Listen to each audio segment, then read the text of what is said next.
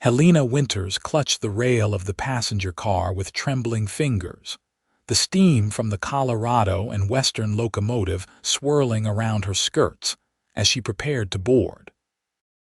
The promise of a new life waited in Silverton, a desperate arrangement with a stranger who needed a wife and offered security in exchange. But the weight in her chest told her this bargain might cost her soul. "Miss, wait." The shout cut through the station's clamor, causing Helena to turn, 1 foot already on the metal step. A tall figure pushed through the crowd, his hat pulled low over his eyes, but not low enough to hide the intensity of his gaze. Dust coated his worn leather chaps, and a day's worth of stubble darkened his jaw. Every inch the cowboy, from his scuffed boots to the Colt revolver holstered at his hip. "You don't have to marry a stranger to survive," he said, his voice dropping to a near whisper as he reached her. "There are other ways." Helena's heart hammered against her ribs, her mouth suddenly dry. "I don't know what you're talking about, sir. Please step aside." "The letter in your reticule," he said, nodding to her small handbag. "From Thomas Baldwin in Silverton. I know what it says because there are 6 other women on this train answering the same advertisement." The platform seemed to sway beneath her feet. "How could you possibly?" "Because Baldwin isn't looking for a wife. He's recruiting workers for his saloon and not for serving drinks." The cowboy's eyes softened. "My name's Lucas Reeves. I've been tracking Baldwin's operation for months." Helena glanced at the train, then back to the strange cowboy. The final boarding call echoed through the station. "I have nothing left in Denver," she admitted, her voice barely audible above the hiss of steam. "My father's debts, the bank took everything. This was my only option." Lucas Reeves removed his hat, revealing hair the color of wheat fields in late summer. "I'm offering you another one." Denver, Colorado, 1882. The sun beat down on the station platform, highlighting the dust motes dancing in the air. Helena's throat constricted as she looked at the train that should have been her salvation. Everything she owned was packed in the small carpet bag at her feet, pitifully light for a woman who once had a future. "Why would you help me?" she asked, eyeing Lucas suspiciously. "What do you want in return?" "Information," he replied, replacing his hat. "I work for the Pinkerton Detective Agency. We've been investigating Baldwin for months, but we need someone who's received one of his letters as evidence." Helena's mind raced. The Pinkertons were well known, even to a banker's daughter who'd led a sheltered life until her father's death revealed his mountain of gambling debts. "If what you say is true, those women are in danger," she said, nodding toward the train. "Yes, madam, they are. But the law in Silverton is in Baldwin's pocket. We need more proof before we can stop him." His gaze held hers. "Your letter could help, but I won't force you." The train whistle blew final warning. Helena glanced at her carpetbag, then at the cowboy detective. His eyes were clear, his stance open. Nothing like her father's shifty associates who'd circled like vultures after his death. "If I don't go to Silverton, where would I go?" "I have $4 to my name, Mr. Reeves." "Lucas," he corrected gently. "And I have a proposition that doesn't involve selling yourself to anyone." Helena stiffened. "I was going as a wife. A wife to a man you've never met, who's written identical letters to at least 7 women. That's not marriage, Miss Winters. That's something else entirely." The train began to move, slow and ponderous, her chance at security pulling away. "What's your proposition then?" she asked, watching her planned future disappear down the tracks. "I have a ranch outside of Gunnison. It was my father's. I need someone to help with the books, correspondence, and household. The pay is fair, the lodging separate and respectable. When Baldwin is caught, you'll have earned enough to start fresh wherever you choose." "You're offering me a position as—" "What? A housekeeper, secretary, ranch manager, he corrected. I'm decent with cattle and horses, terrible with numbers and letters. My father left debts too, but the ranch is turning around. I need someone with education to handle the business side. Helena studied him carefully, weighing desperation against caution. How do I know you're telling the truth? That you're really a Pinkerton? Lucas reached into his vest pocket and withdrew a silver badge, offering it to her for inspection. The weight felt solid in her palm, the engraving official. Why me? There must be others better qualified. Saw you arguing with the ticket seller about the price. You quoted railroad regulations verbatim. Figured anyone who knows transportation statutes that well might know their way around account books too. A reluctant smile tugged at Helena's lips. My father insisted I learn business alongside my brothers. He said it would make me a better wife someday. The irony wasn't lost on her. Though I doubt he imagined these circumstances, Lucas's expression softened. Life rarely takes the path we expect, Miss Winters. Helena, she corrected. The train was now a distant plume of smoke on the horizon. It seems I've missed my connection, Mr. Reeves. Lucas. I suppose I should consider your offer more seriously. I have rooms arranged at the Denver house for tonight. Separate rooms, he added quickly. We can leave for Gunnison in the morning. My partners are already following the train to ensure those women's safety when they arrive in Silverton. Helena took a deep breath, feeling as though she stood on a precipice. Behind her lay the ruins of her old life. Ahead, nothing but uncertainty. Yet something in Lucas Reeves's steady gaze made her believe this leap might lead to solid ground. Very well, she said, extending her hand as her father had taught her to do in business matters. I accept your proposition, Mr. Reeves, on a trial basis.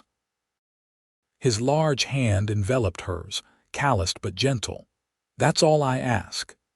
The Denver house was modest but clean, situated on a quieter street away from the saloons and gambling halls.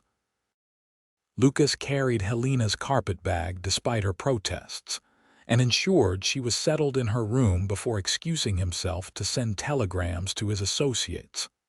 Alone, Helena sat on the narrow bed. Her father's gold pocket watched the one item she'd refused to sell heavy in her palm. What would Henry Winters think of his daughter now? The man who'd raised her to be a lady, only to leave her destitute through his own weaknesses. A knock at the door startled her from her thoughts. Miss Winters, the dining room serves until 8. Would you care to join me for supper in half an hour? Helena tucked the watch away.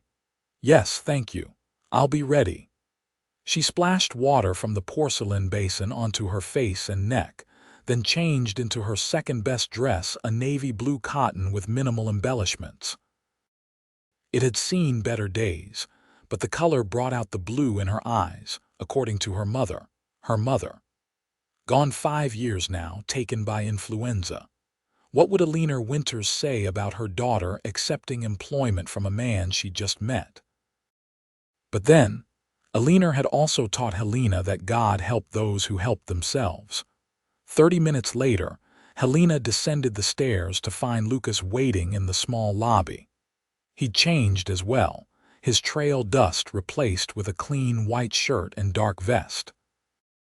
He'd shaved too, revealing a strong jawline with a small scar near his chin.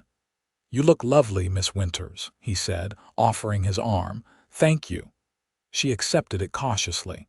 Though I fear my wardrobe is rather limited these days. We can remedy that in Gunnison. There's a fine dressmaker there. The dining room was half full, populated by traveling businessmen and a few respectable-looking couples. Lucas led her to a corner table, pulling out her chair with unexpected grace for a man who spent his days on horseback. I've ordered a private coach for tomorrow, he said after they'd placed their orders. It's a 2-day journey to the ranch. You mentioned partners earlier, Helena said. Are they also Pinkertons? Lucas nodded. James Harrington and William Foster. Good men.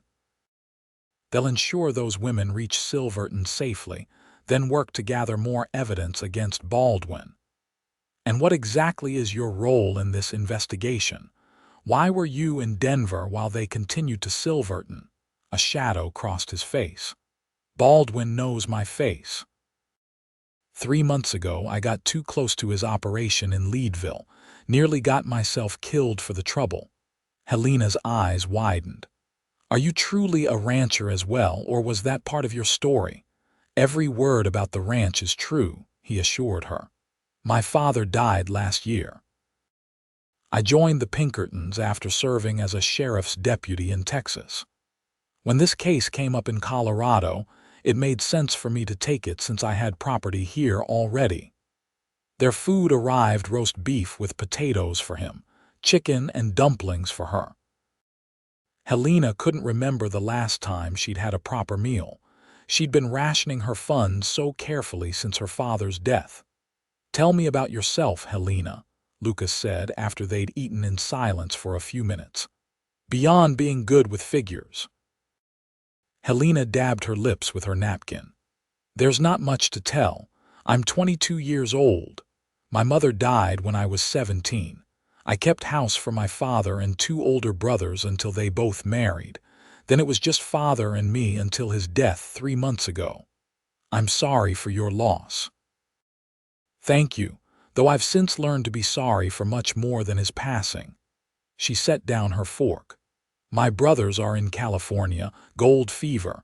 They send letters occasionally but couldn't help with father's debts. The bank took our home 2 weeks ago. And the advertisement. How did you come to see it? It was in the Rocky Mountain News. Respectable businessman seeks bride. Must be educated, of good character, between 18 and 25 years. Will provide comfortable home and security in exchange for companionship and assistance with business correspondence. She recited from memory. I wrote, he responded, said I sounded perfect and enclosed train fare to Silverton. Lucas's jaw tightened. And you were willing to marry a complete stranger. I was willing to survive, Helena replied evenly. Women have few options when they find themselves alone and penniless, Mr. Reeves. Fewer still that maintain any semblance of respectability. His expression softened. You're right, of course. I apologize. Helena returned to her meal, suddenly aware of how hungry she truly was. These other women on the train, do you know their stories? Similar to yours, I imagine. Baldwin preys on the vulnerable widows, orphans, women with no family to miss them. And your ranch, she said, changing the subject. You mentioned it's near Gunnison, about 15 miles outside town. 2,000 acres, mostly grazing land for cattle. There's a main house, bunkhouse for the hands, stables, and a small cabin that my father built for the foreman. That would be your accommodation, private and proper. How many hands do you employ? 5 full-time, more during roundup and branding. Cookie, that's Walter Jenkins. Been with us since I was a boy. He does the cooking for everyone. The main house has been without a woman's touch since my mother passed when I was 12. Helena nodded, mentally cataloging the information. A working ranch with multiple employees meant legitimate business, which somewhat eased her concerns about traveling alone with Lucas. And my duties. You mentioned books and correspondence. My father kept meticulous records, but I haven't the patience nor the penmanship. There's a small office in the main house. You'd manage the accounts, write letters to buyers, supply orders, that sort of thing. I can show you the system when we arrive. And the salary, Lucas named a figure that made Helena's eyebrows rise. It was more than generous, nearly what a male clerk might make in Denver. That seems excessive for the duties you've described. It's fair for someone with your education managing a business of this size, he countered. And I expect you'll take on more responsibilities as you learn the operation.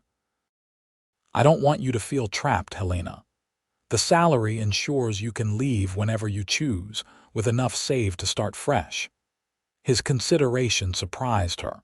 In her experience, men rarely concerned themselves with a woman's independence. "Well then," she said, finishing the last of her dumplings, "I believe we have an arrangement, Mr. Reeves." "Lucas," he reminded her with a smile that transformed his weathered face, revealing a dimple in his right cheek. "If we're to work together, we should at least be on a first-name basis." "Lucas," she agreed, finding the name oddly comfortable on her tongue. After dinner, Lucas escorted her back to her room, maintaining a respectful distance. At her door, he handed her a small paper-wrapped package. "What's this?" she asked. "A Derringer pistol. Small enough to fit in your reticule. I hope you never need it, but on the frontier it's better to be prepared." Helena unwrapped the package, revealing a delicate but deadly pocket pistol with pearl grips. "I don't know how to use this. I'll teach you. For now, just keep it close." Their eyes met, and for a moment, Helena felt a strange connection, as if in another life, under different circumstances, they might have met as equals rather than employer and employee. "Good night, Helena. The coach leaves at 8 tomorrow morning." "Good night, Lucas, and thank you for the alternative." He tipped his hat and turned away, his boot heels echoing down the hallway. Helena entered her room, locking the door behind her. She placed the pistol on the nightstand, its presence both comforting and unsettling. What had she gotten herself into? Trading one unknown future for another. Yet somehow, Lucas Reeves's steady gaze and forthright manner made this gamble seem less desperate than the one she'd nearly taken. Helena slept fitfully that night, dreaming of trains carrying women into darkness, and a cowboy with wheat-colored hair offering his hand as she stood at the edge of a cliff. Morning arrived with clear skies and the promise of heat. Helena dressed in her traveling suit, a practical brown cotton with minimal bustle, and packed her few belongings.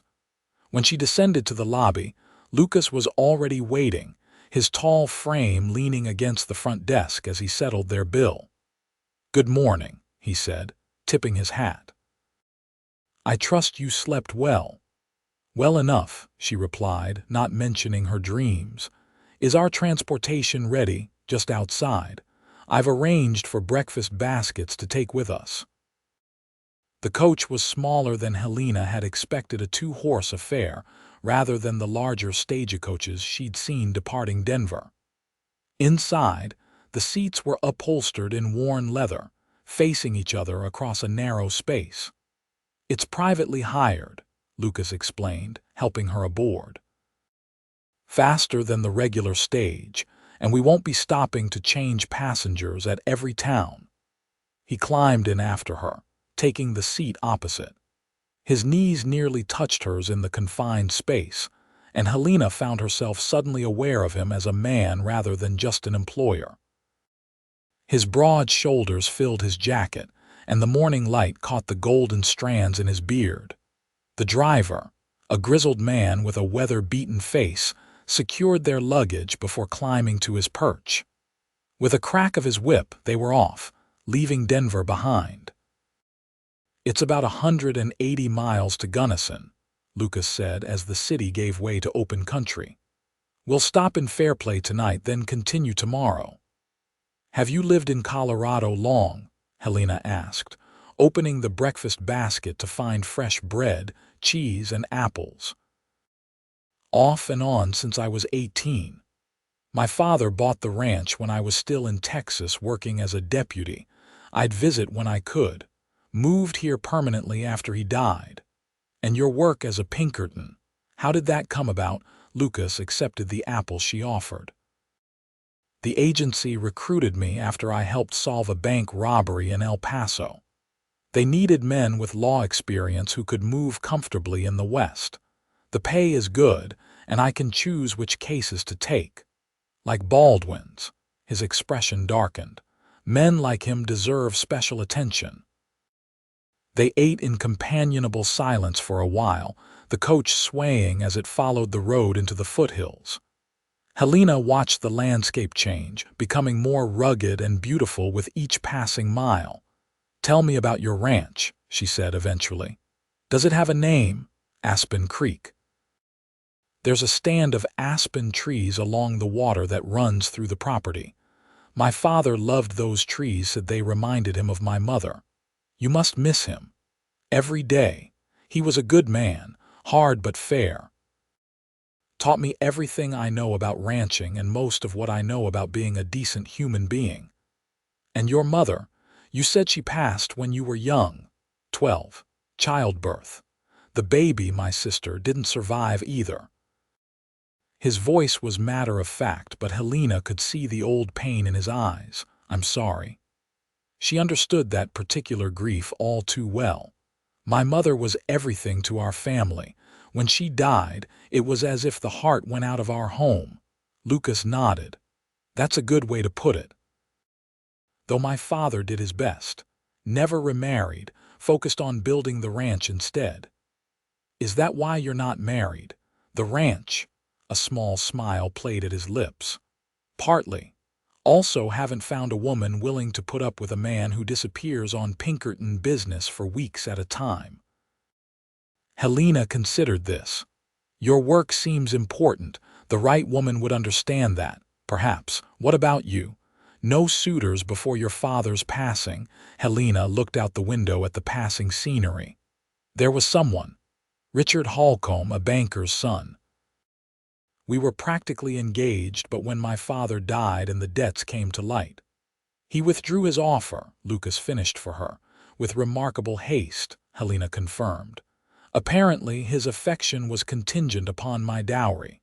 "His loss," Lucas said simply. The comment hung between them, neither acknowledging the unexpected warmth it generated.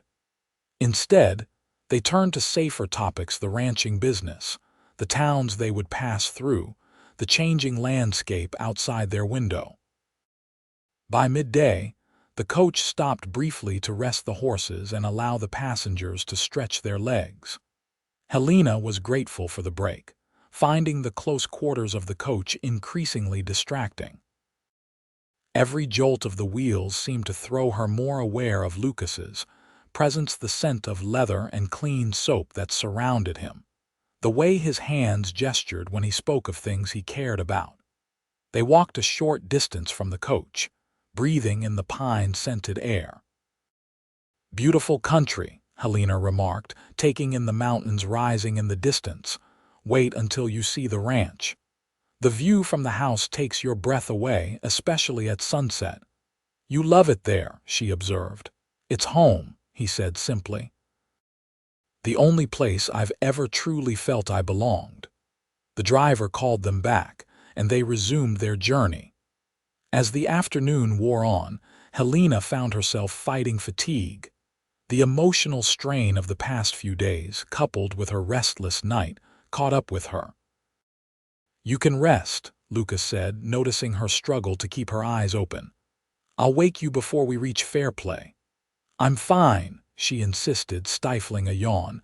"Stubborn," he noted with a smile. "Good quality in a ranch manager." Despite her resistance, Helena eventually dozed off, lulled by the rhythmic motion of the coach. She woke sometime later to find the light had changed, the golden hue of late afternoon filtering through the windows. Something warm covered her Lucas's coat, smelling of him. He sat across from her, reading what appeared to be a stack of telegrams. "I apologize," she said, straightening. "I didn't mean to sleep so long. No need for apologies. You needed the rest." He tucked the telegrams into his vest pocket. "News from your partners?" she asked, handing back his coat. "Yes. The train arrived in Silverton. Baldwin sent men to collect the women, but James and William intercepted them. The women are safe, staying at a respectable boarding house while my colleagues gather more evidence." "That's good to hear." She smoothed her skirts, conscious of how rumpled she must look after sleeping upright in a moving coach. "We're about an hour from Fairplay," Lucas continued. I've arranged rooms at the Hand Hotel, best place in town. The road had grown steeper as they climbed into the mountains, the coach moving more slowly now. Helena watched the changing terrain with interest, noting how the vegetation transformed with the elevation. "Have you ever been to this part of Colorado before?" Lucas asked. "No. My father's business kept us in Denver. My brothers went to the mountains occasionally to fish, but it wasn't considered proper for me to join them." "Well, consider this your proper introduction to the high country." They reached Fairplay as the sun was setting, casting long shadows across the small mountain town. The Hand Hotel stood prominently on the main street, a two-story wooden structure with a wide porch.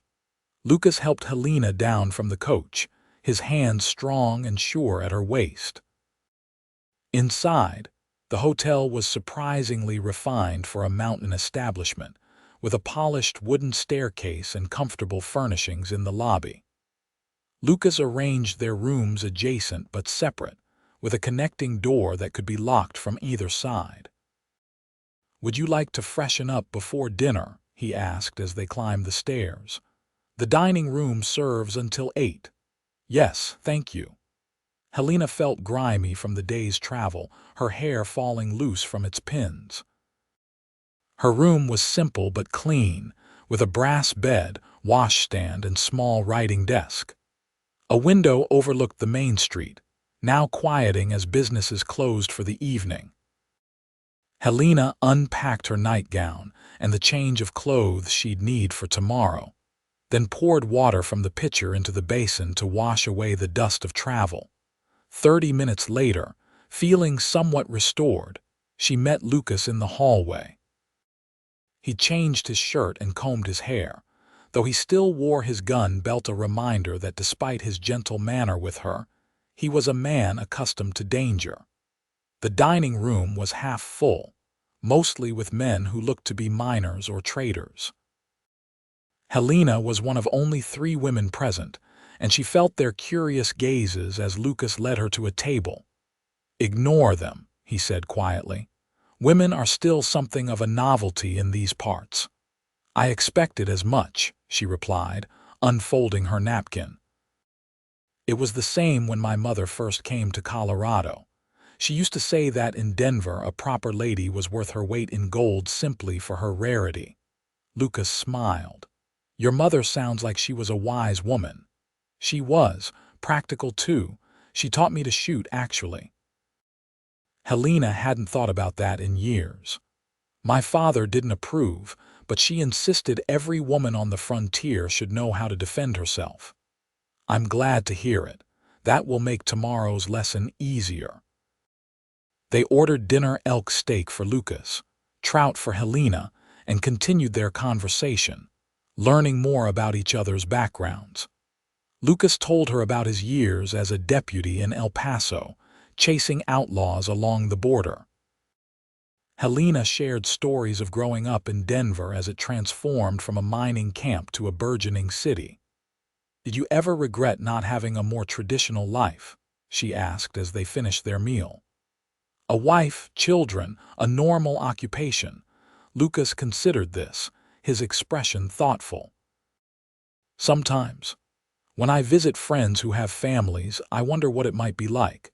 But then I remember the men I've helped bring to justice, the people who sleep safer because of it, and it seems a fair trade. And now, with the ranch, now I'm trying to find balance. Build something lasting while still doing work that matters." He met her eyes across the table. "What about you? Before your father's death, what future did you imagine for yourself?" Helena traced the rim of her water glass. "The expected one, I suppose. Marriage to Richard, children, a home in Denver's better neighborhoods. Managing a household, hosting dinner parties, it all seemed so certain. And now I know better than to think anything is certain. But I'm determined to build a life on my own terms, even if it's not the one I was raised to expect." Their eyes held for a moment, an understanding passing between them that went beyond words. Two people whose lives had veered from their planned courses, now finding themselves on an unexpected shared path. After dinner, Lucas escorted her back to her room. At her door, he hesitated. "We'll leave after breakfast, around 9. The journey to Gunnison will take most of tomorrow." "I'll be ready," she assured him. "Good night then, Helena." "Good night, Lucas." Inside her room, Helena prepared for bed, her mind full of the day's events and conversations. Lucas Reeves was unlike any man she'd known in Denver society, straightforward, lacking pretension, yet possessing a quiet dignity that commanded respect. She found herself looking forward to seeing the ranch that clearly meant so much to him. As she drifted toward sleep, Helena realized something startling. For the first time since her father's death, she was thinking about the future with something other than dread. The journey from Fairplay to Gunnison took them through some of Colorado's most spectacular scenery. They climbed mountain passes where snow still lingered in shadowed hollows despite the June heat, then descended into valleys lush with wildflowers and clear, rushing streams. True to his word, Lucas taught Helena how to use the derringer during their midday stop. His hands were gentle but firm as he showed her how to load and aim the small pistol, his body close behind hers as he guided her arm to the proper position. "Remember, it only has 2 shots," he explained. "Make them count if you ever need to use it." Helena nodded, trying to ignore the warmth that spread through her at his proximity. This was business, she reminded herself. Professional courtesy from an employer concerned for his employees' safety. They reached Gunnison as the sun was setting. The small but growing town nestled in a broad valley surrounded by mountains. Unlike Fairplay, with its focus on mining, Gunnison showed signs of being a ranching community, with cattle pens near the railway station and several saddle shops along the main street. "We'll stay in town tonight," Lucas said as their coach pulled up to the Western Hotel. "It's too dark to make the final stretch to the ranch." The Western was newer than the Hand Hotel, built to accommodate the increasing traffic brought by the Denver and Rio Grande Railroad's arrival the previous year. Inside, the lobby bustled with activity drummers selling their wares, ranch hands in town for supplies, and a few respectable-looking families. While Lucas arranged their rooms, Helena observed the town through the hotel's large front windows. Gunnison was clearly prospering, with brick buildings replacing wooden structures along the main street and gas lamps illuminating the boardwalks. "This will be your closest town," Lucas said, returning with room keys. "We come in about once a week for supplies and mail." It seems quite civilized for a frontier town. The railroad changed everything when it arrived last year, brought more settlers, more business. The university's set to open soon, too. This information pleased Helena. A growing town with a university-suggested culture and refinement, not always found in Western settlements.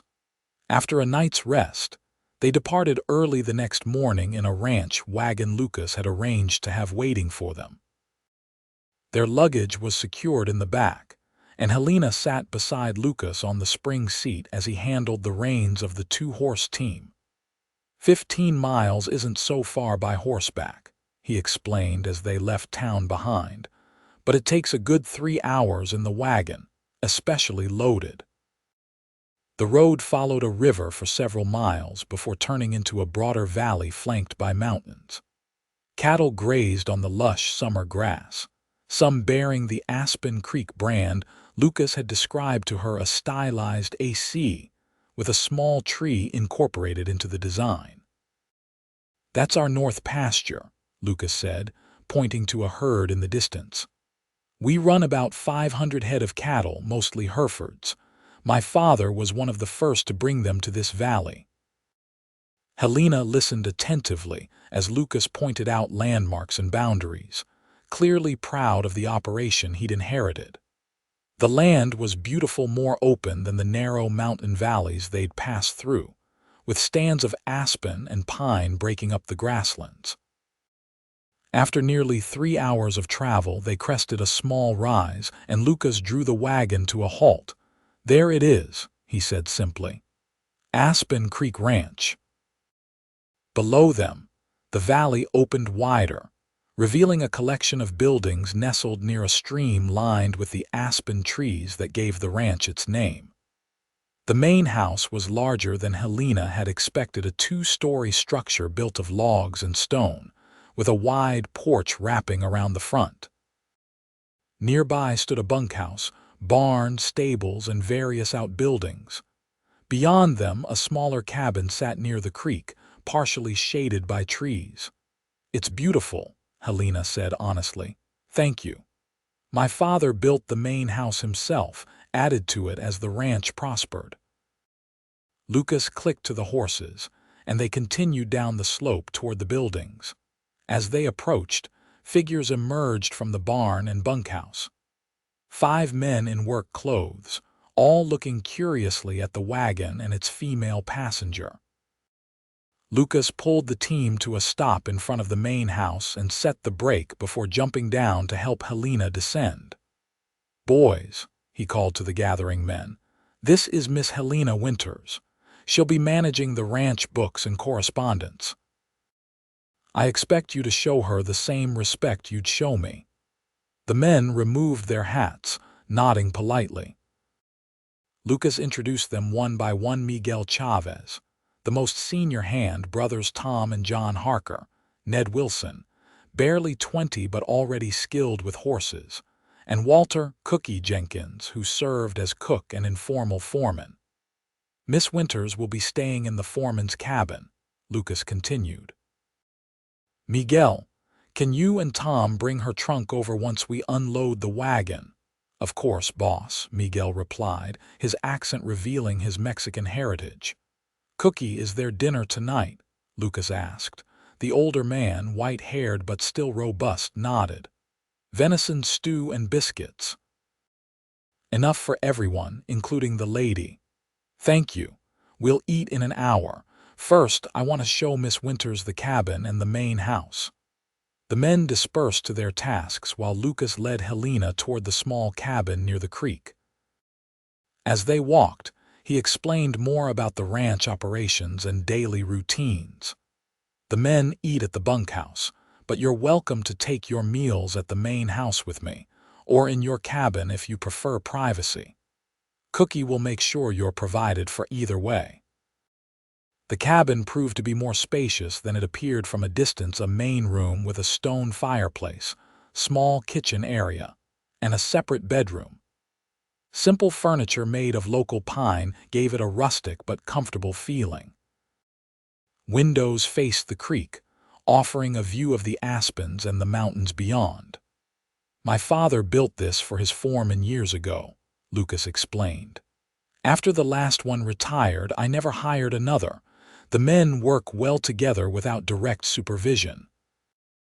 "It's lovely," Helena said, running her hand along the smooth wooden table. "Far more comfortable than I expected.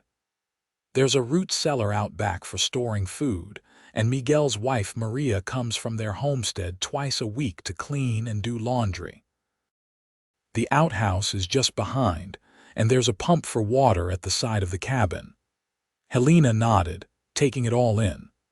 After the uncertainty of the past months, the solid walls and simple comforts of the cabin felt like incredible luxury.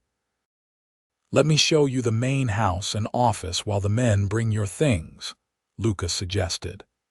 They walked the short distance to the larger building, climbing the steps to the wide porch. Inside, the house revealed itself to be a curious mix of frontier practicality and unexpected refinement.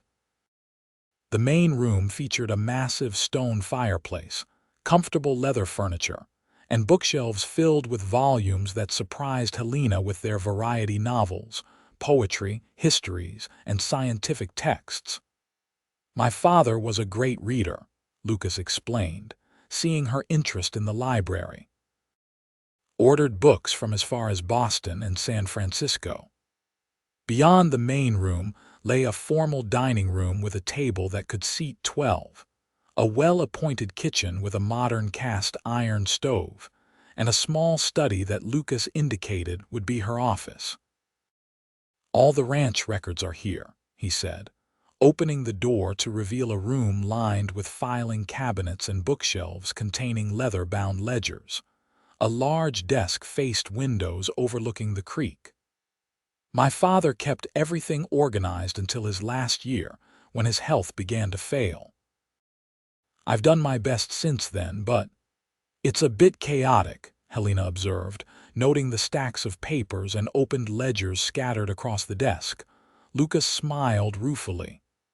"I warned you numbers weren't my strength. The essential work gets done: payroll, major purchases, cattle sales, but the details have suffered." Helena approached the desk, already mentally organizing the tasks ahead. "I'll need a few days to familiarize myself with the system, but I believe I can restore order." "I have complete faith in you," Lucas said, and the sincerity in his voice made Helena glance up sharply. Their eyes met across the desk, and for a moment the air between them seemed charged with something neither was prepared to name. Lucas cleared his throat and looked away first.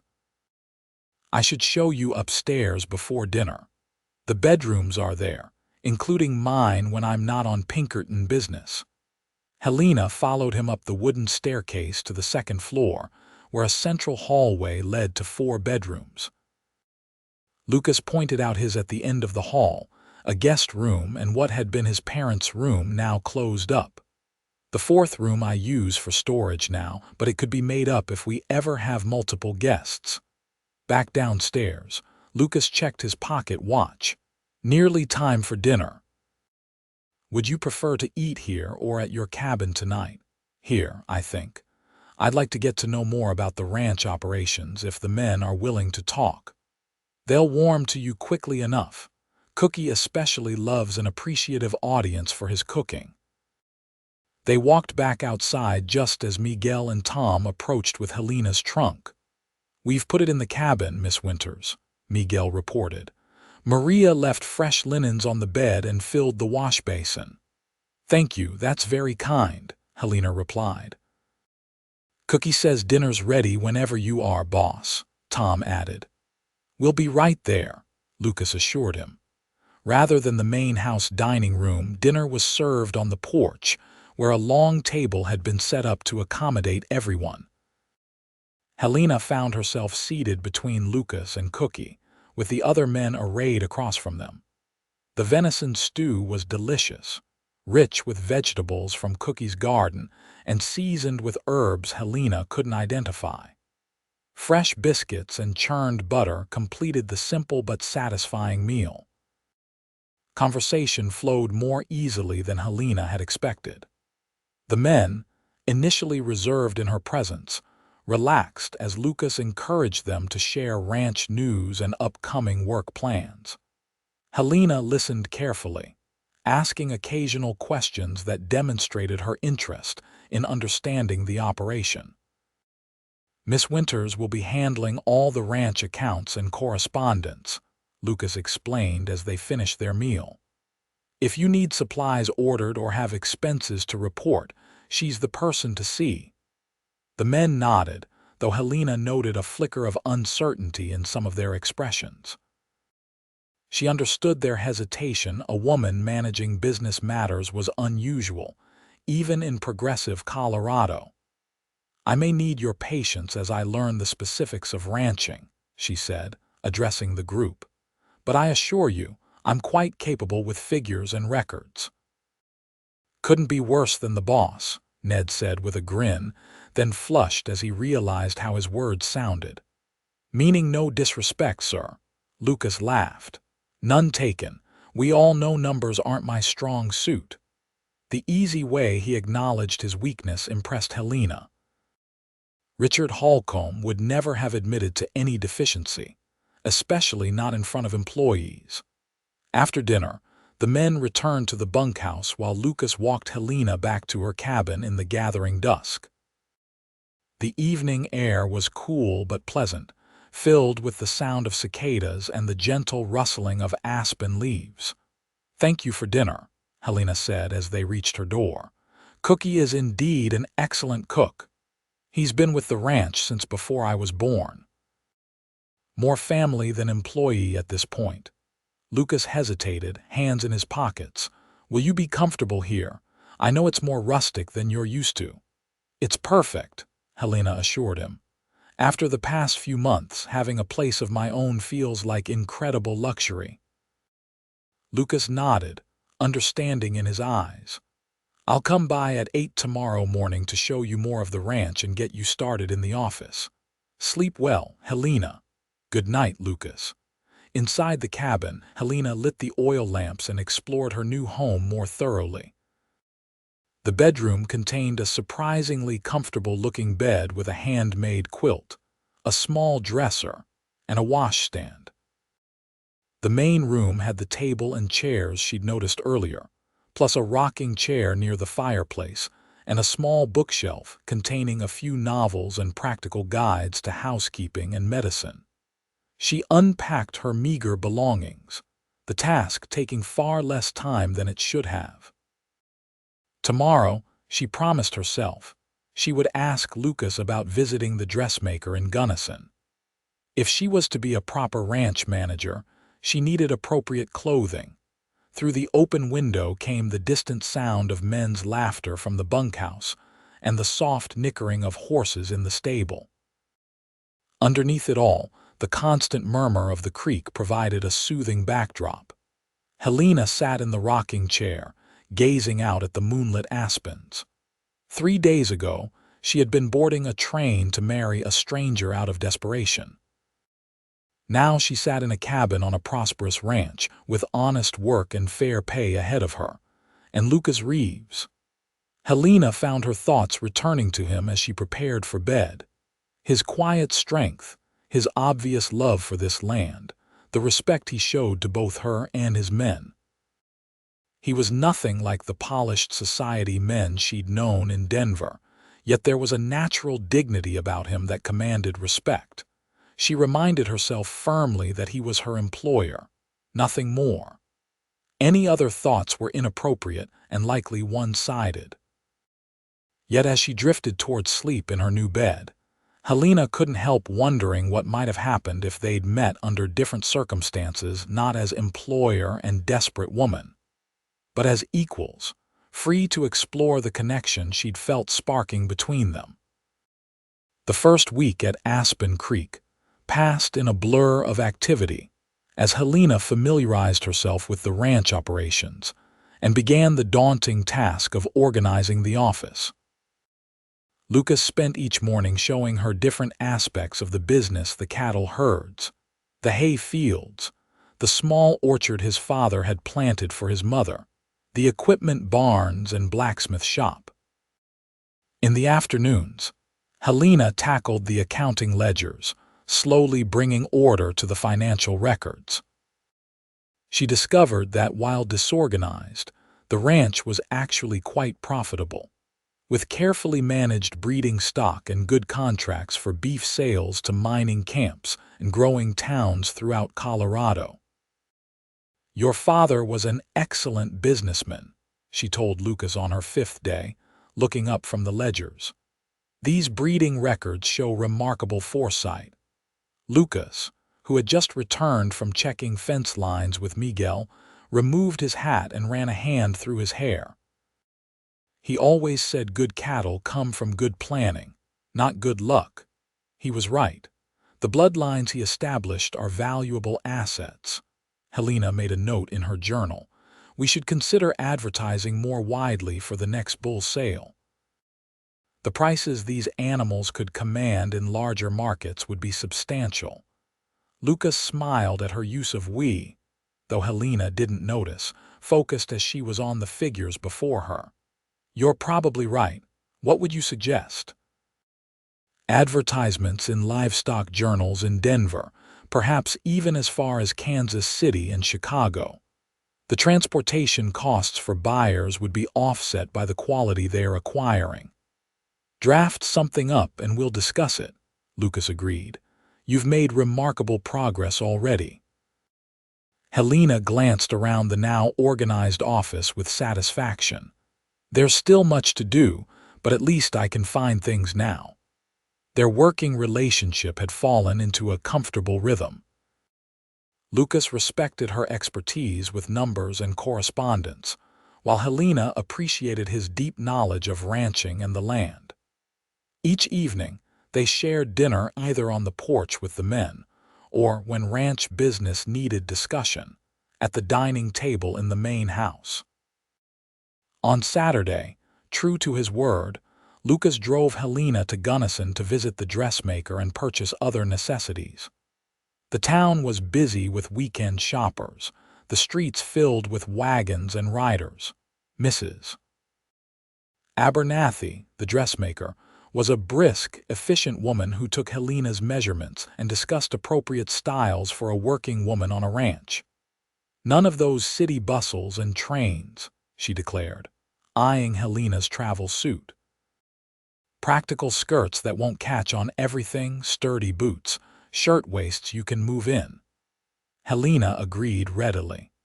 Her Denver clothing was ill-suited to ranch life, and she'd already torn one skirt while exploring the property with Lucas. "I can have 3 work outfits and 1 Sunday best ready by next weekend," Mrs. Abernathy promised. "And I'll send along some patterns if you want to make more yourself. You do so, don't you, dear?" "Yes, though I'm better with mending than creating from scratch," Helena admitted.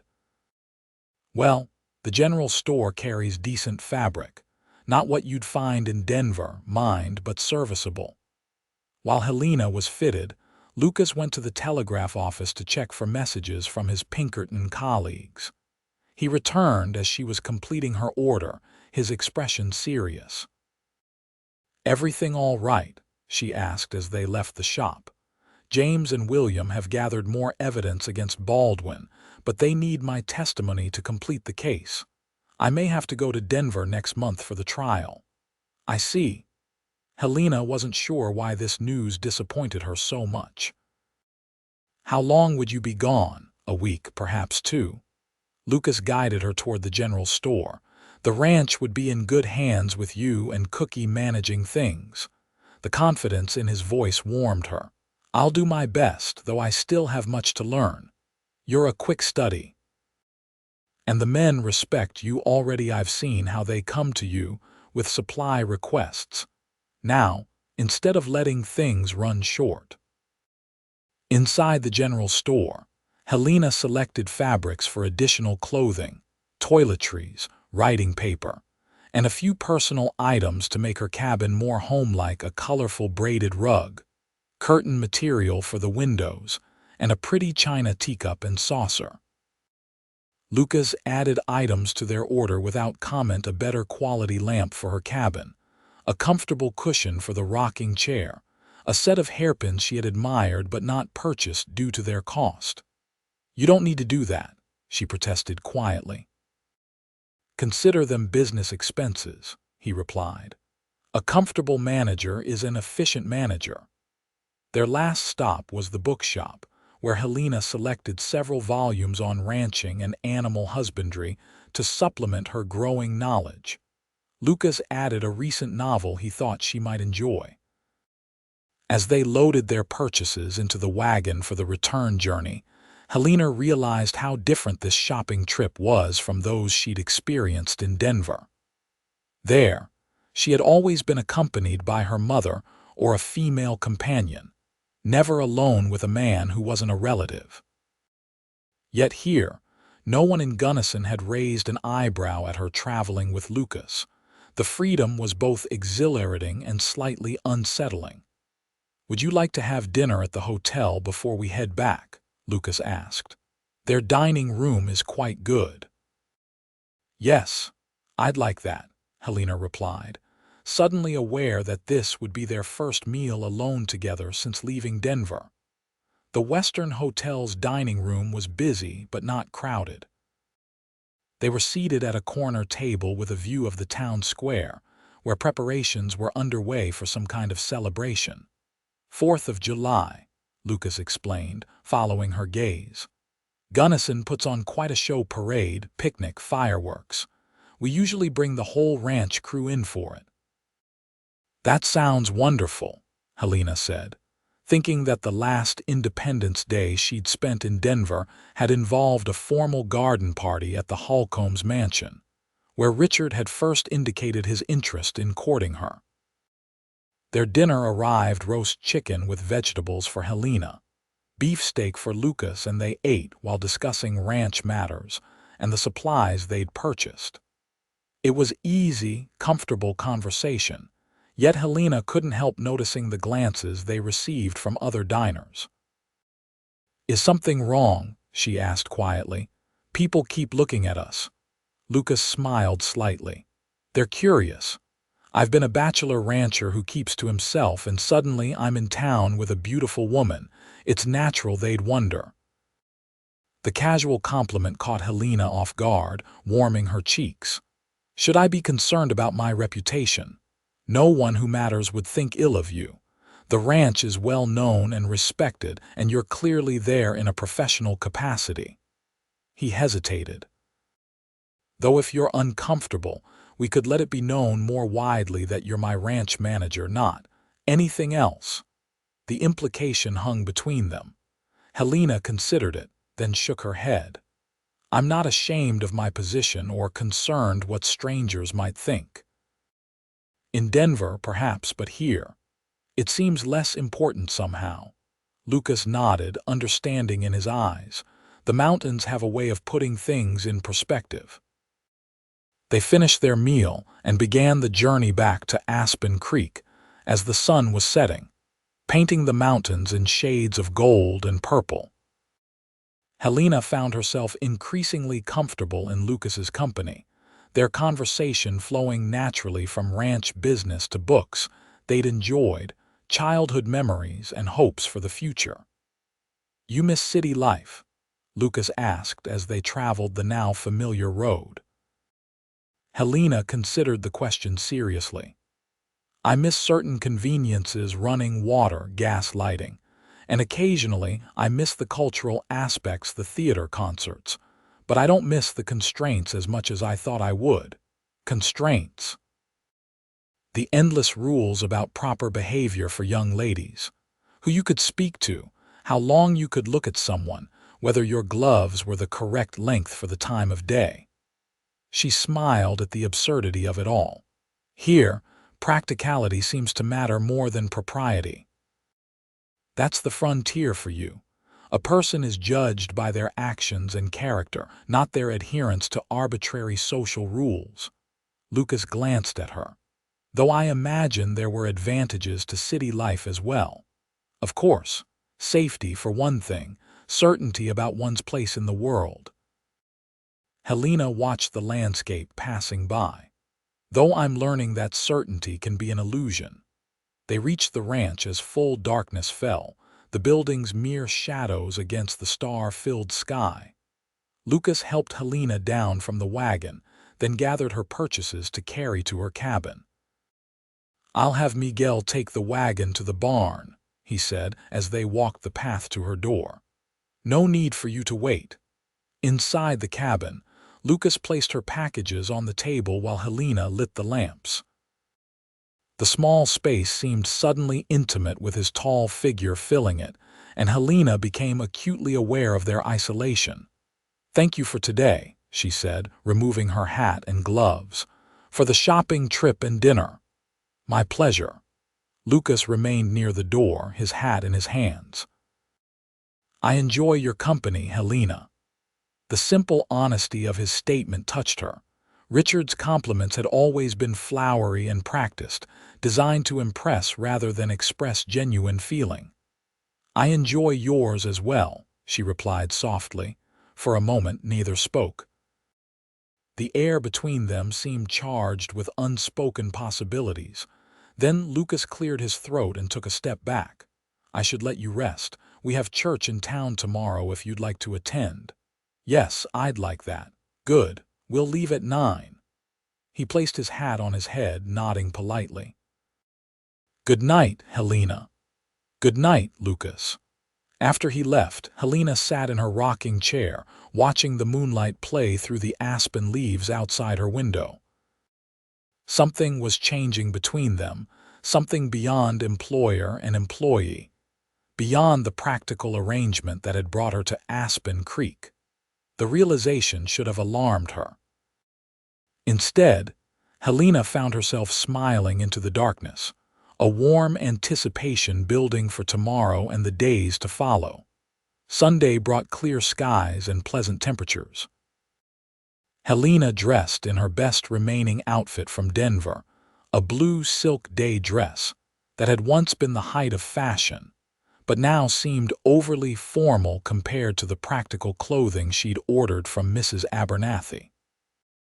The church in Gunnison was a simple white clapboard building with a modest steeple. Inside, wooden pews faced a plain altar, sunlight streaming through clear glass windows. The congregation was a mix of town residents and ranch families from the surrounding countryside, all dressed in their Sunday best. Lucas guided Helena to a pew near the middle, nodding to acquaintances as they passed. Several people looked curiously at Helena, but their expressions were welcoming rather than judgmental. Mr. Reeves, an older woman with silver hair, approached them before the service began. "How lovely to see you in church today." "Mrs. Porter," Lucas replied, standing respectfully. "May I introduce Miss Helena Winters? She's recently joined Aspen Creek as our ranch manager. Helena, this is Mrs. Porter, our preacher's wife." "A ranch manager? How fascinating," Mrs. Porter said, genuine interest in her voice as she shook Helena's hand. "And from your accent, I'd say you're not local, from Denver originally," Helena confirmed. "Well, we're delighted to have you in Gunnison. You must join our Ladies' Aid Society. We meet every Wednesday afternoon." "Thank you, that's very kind," Helena replied, surprised and pleased by the immediate inclusion. Mrs. Porter moved on to greet other congregants, and the service soon began. The preacher's sermon focused on community and helping one's neighbors, values that seemed perfectly aligned with what Helena had observed of Gunnison and the surrounding ranches. After the service, Lucas introduced Helena to several other families, including the Shepherds, who owned the neighboring ranch to the north, and the Wilsons, whose son Ned worked at Aspen Creek. "We're having a small gathering at our place next Saturday, Mrs. Shepherd said as they chatted outside the church. "A barn dance to celebrate the end of haying. You both must come." "That's very kind," Helena replied, looking to Lucas for his response. "We'd be honored," he said. "The whole crew, of course, the more the merrier. My John has invited most of the valley." As they drove back to the ranch, Helena found herself looking forward to the barn dance with unexpected enthusiasm. Her social life in Denver had consisted of carefully orchestrated events where every interaction was observed and evaluated. The idea of a community gathering focused on simple enjoyment rather than social advancement was refreshing. "You've made a good impression," Lucas commented as they traveled. "Mrs. Porter doesn't invite just anyone to her Ladies' Aid Society." "Everyone seems very welcoming," Helena replied. "I hadn't expected to be accepted so quickly.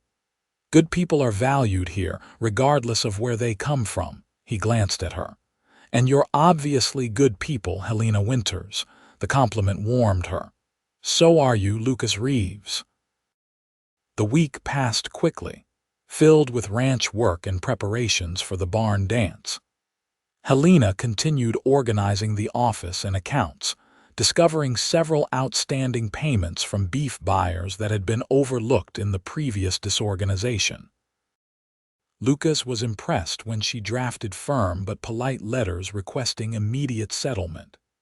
"You've already earned your salary twice over," he told her after the first reply came by telegraph, promising payment in full. On Thursday, a package arrived from Mrs. Abernathy containing Helena's new clothing. The work dresses were sturdy but flattering, made of practical cotton in blues and greens that complemented her coloring. The Sunday best was a lovely rose-colored dress with minimal trimming but elegant lines. For the barn dance, Mrs. Abernathy had written in an accompanying note. Simple enough not to seem ostentatious, pretty enough to turn heads. Helena tried it on immediately, pleased with how the color brightened her complexion and the cut emphasized her figure without being a modist. She wondered, briefly, what Lucas would think of it, then chided herself for the thought. Their relationship was professional, regardless of the growing friendship between them. Yet she couldn't deny the awareness that flickered between them at unexpected moments when their hands brushed as they reviewed ledgers together. When she caught him watching her as she spoke with the ranch hands, when their eyes met across the dinner table and held a moment too long. Saturday arrived with perfect weather for the shepherd's barn dance. The entire ranch crew dressed in their best clothing, climbing into wagons for the 5-mile journey to the neighboring property. Helena wore her new rose dress with a simple cameo pendant that had belonged to her mother, one of the few pieces of jewelry she hadn't sold to pay her father's debts.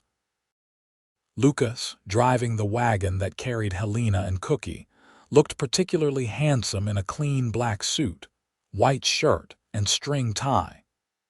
He'd trimmed his beard and combed his hair neatly, though it still curled slightly at his collar.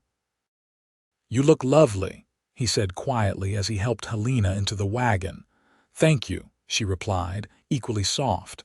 "You're quite presentable yourself." The Shepherd Ranch was already bustling with activity when they arrived. Lanterns hung from trees and fence posts, illuminating the yard between the main house and the newly built barn where the dance would be held. A table laden with food stretched along one side of the yard, while a group of musicians tuned their instruments on a small platform at the end of the barn. Mr. Shepherd greeted them warmly, directing the men toward a barrel of cider and Helena toward a group of women arranging the food table. Mrs. Shepherd welcomed her enthusiastically, introducing her to several other ranch wives and daughters. "So you're managing Aspen Creek's books, Mrs. Wilson asked as they arranged pies on a separate table. "That must be challenging work." "It is, but rewarding," Helena replied. "The ranch is a fascinating business." "And Lucas Reeves is a fascinating man," another woman commented with a knowing smile. "Half the unmarried women in the county have set their caps for him since his return, but he's never shown interest." Helena felt her cheeks warm. "Mr. Reeves is an excellent employer. Our relationship is strictly professional." The women exchanged glances that suggested they didn't entirely believe her, but they kindly changed the subject to the upcoming 4th of July celebrations. As darkness fell, the dancing began. The musicians played lively tunes that had couples swinging and circling in the cleared space of the barn. Helena watched from the sidelines, enjoying the sight of people who worked hard finding joy in music and movement. "May I have this dance?" She turned to find Lucas beside her, hand extended. The lantern light caught the golden highlights in his hair and beard, and his eyes crinkled warmly at the corners. "I'd be delighted," Helena replied, placing her hand in his. Lucas led her onto the dance floor just as the musicians began a waltz. His hand settled respectfully at her waist, the other holding hers as they began to move in time with the music. Helena had learned to dance in Denver's finest ballrooms, but never had she felt such immediate connection with a partner. "You dance very well," she said, surprised by his easy grace. "My mother insisted I learn, said no son of hers would stomp around a dance floor like a wounded buffalo." Helena laughed, the sound carrying over the music, She was wise. She was indeed. His hand tightened slightly at her waist as he guided her through a turn. "The rose color suits you, Mrs. Abernathy outdid herself. "Thank you. I'm pleased with all the clothes she made, but this one is special." They continued dancing, conversation fading as they moved together in perfect harmony. Helena became acutely aware of Lucas's strength, the subtle scent of his shaving soap, the respectful but firm way he held her. When the music ended, she felt almost dizzy, though whether from the spinning or his proximity, she couldn't say. "Thank you for the dance," Lucas said, reluctantly releasing her. "My pleasure," she replied softly. The evening continued with more dancing, delicious food, and easy conversation with neighbors. Helena danced with several other men, including Mr. Shepard and Miguel, but none affected her the way Lucas did. She found her eyes seeking him throughout the evening, pleased when she caught him watching her as well. As the night grew later, some of the older guests began to depart. The musicians shifted to slower, more romantic tunes, and the atmosphere in the barn grew more intimate. Lucas appeared at Helena's side again. "One more dance before we head home?" he asked, his voice low. Helena nodded, allowing him to lead her back to the floor. This time, he held her slightly closer, still entirely proper but with an awareness between them that hadn't been there earlier. "I'm glad you came to Aspen Creek," he said as they swayed to the gentle melody. "So am I," she replied honestly. "It's become more of a home than I expected. And you've become more important to the ranch than I anticipated." Their eyes met, and Helena saw something in his gaze that made her breath catch a warmth, an admiration, perhaps even a longing that mirrored her own confused feelings. "Lucas," she began, uncertain what she wanted to say. Before she could continue, the music ended, and around them, people began gathering their belongings to leave. The moment, whatever it might have been, passed.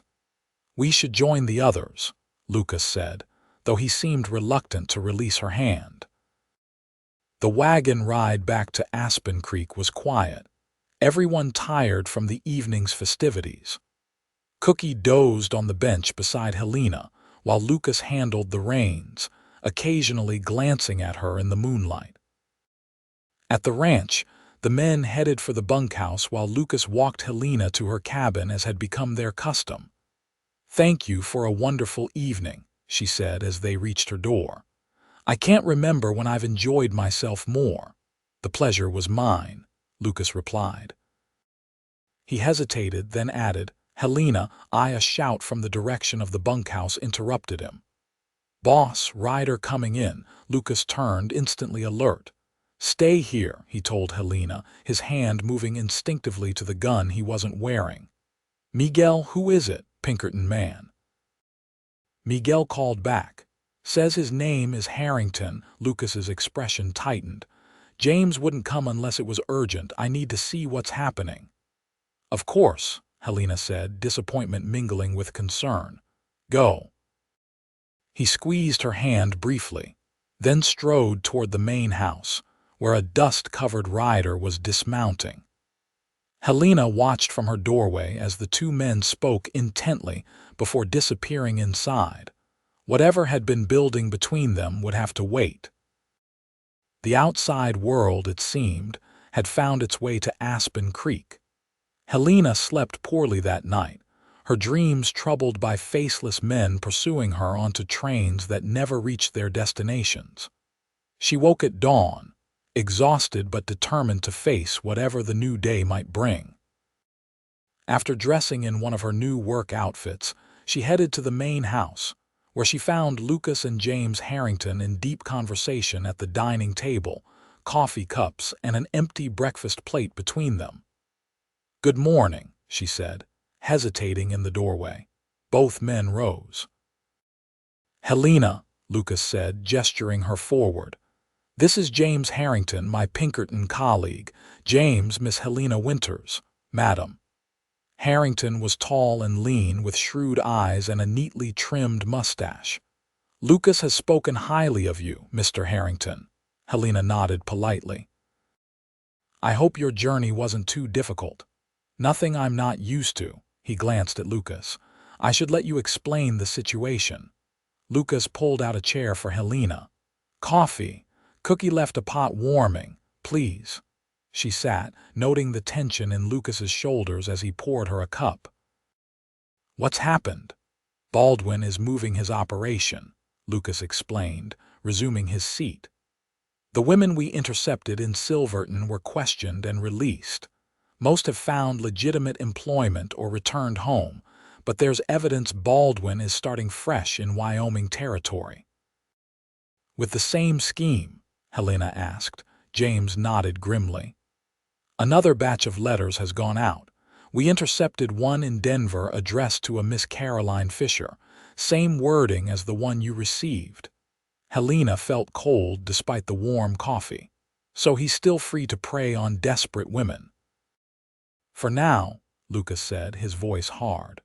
"But we've built a strong case. The U.S. Marshal in Wyoming is prepared to arrest him as soon as we can prove the new operation is his. The problem," James continued, "is that Baldwin is suspicious. He's hired guards and is being extremely cautious. We need someone he doesn't know to confirm his involvement." Helena set down her cup as understanding dawned. "You want me to go to Wyoming, to pose as one of these women?" "No," Lucas said immediately. "Absolutely not," James sighed. "It would be the fastest way to gather evidence, but Lucas has been adamant that you not be involved." "I have information that could help your case," Helena pointed out. "My letter from Baldwin, my correspondence with him." "Which you've already provided copies of," Lucas reminded her. "You don't need to put yourself at risk." "What exactly would be involved?" Helena asked James, ignoring Lucas's darkening expression. "We would use Miss Fisher's identity since we have her letter. You would travel to Laramie, where Baldwin's new saloon is located. Make contact, confirm it's the same operation, then leave immediately once we have positive identification. You would never be alone. Agents would be nearby at all times." "It's too dangerous," Lucas insisted. "Baldwin may not know your face, but he knows you were one of the women who didn't arrive in Silverton. If he's keeping records, he doesn't know my face," Helena interrupted. "And according to your own investigation, he sent identical letters to multiple women. He couldn't possibly remember every name." "She has a point," James admitted. Lucas's jaw tightened. "There must be another way. Every day we delay is another day women are being deceived and exploited," Helena said quietly. "If I can help stop that, shouldn't I?" The two men fell silent, James looking thoughtful while Lucas struggled visibly with conflicting priorities. "When would this happen?" Helena asked. "As soon as possible," James replied. "Baldwin has requested that Miss Fisher arrive on Wednesday's train. That gives us 3 days to prepare." "And how long would I need to be away from the ranch?" "A week at most. Just long enough to make the identification and give a statement to the marshal." Helena nodded, considering. The ranch was running smoothly, the accounts organized. Cookie could manage in her absence, and this would be an opportunity to repay Lucas for the chance he'd given her. "I'll do it," she said firmly. "Helena," Lucas began. "It's my decision," she cut him off gently. "You gave me the freedom to make my own choices, Lucas. This is me exercising that freedom." Their eyes held across the table, a silent battle of wills. Finally, Lucas exhaled heavily. "If you're determined to do this, then I'm coming with you." James shook his head. "Baldwin knows your face. You'd compromise the entire operation." "I won't let her go alone." "She won't be alone. William and I will be there, plus 2 U.S. Marshals." "It's not enough." Lucas's voice was iron. Helena reached across the table and placed her hand over his. "I'll be careful, and I trust Mr. Harrington and his colleagues to keep me safe." Lucas turned his hand to grasp hers. "I can't lose you," he said quietly, seemingly unaware of James's presence. "Not to Baldwin, not to anyone." The raw emotion in his voice made Helena's heart race. "You won't," she promised. "I'll come back to Aspen Creek, to the ranch." She paused, then added softly, "To you." James cleared his throat. "I'll check on my horse, give you two a moment." Neither noticed as he left the room, their eyes locked in silent communication that went beyond words. "I've never been one to hide from challenges," Helena said when they were alone. "My mother raised me to be strong." "I know." Lucas's thumb traced circles on the back of her hand.